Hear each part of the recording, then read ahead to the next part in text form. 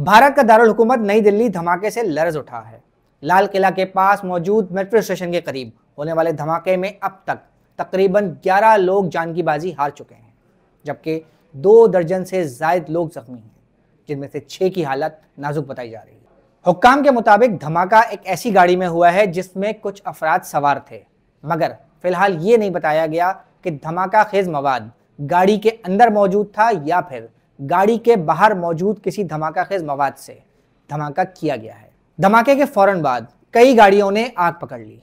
भारतीय मीडिया के मुताबिक जख्मी होने वाले कई अफराद को जलने के जख्म आए हैं। भारतीय मीडिया जो हर धमाके के बाद इसका ताल्लुक दहशतगर्दी से जोड़ देता है या फिर इसे पाकिस्तान से लिंक कर देता है, उसने फिलहाल अब तक इस धमाके को दहशतगर्दी से नहीं जोड़ा है, बल्कि हुक्काम के हवाले से बताया जा रहा है कि वो फिलहाल इस धमाके की नौयत के हवाले से किसी मंतकी नतीजे पर नहीं पहुंचे हैं।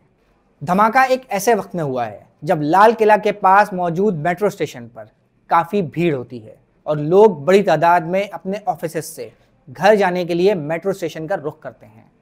धमाके के फौरन बाद भारत की 2 बड़ी रियासतों महाराष्ट्र और यूपी में भी हाई अलर्ट कर दिया गया है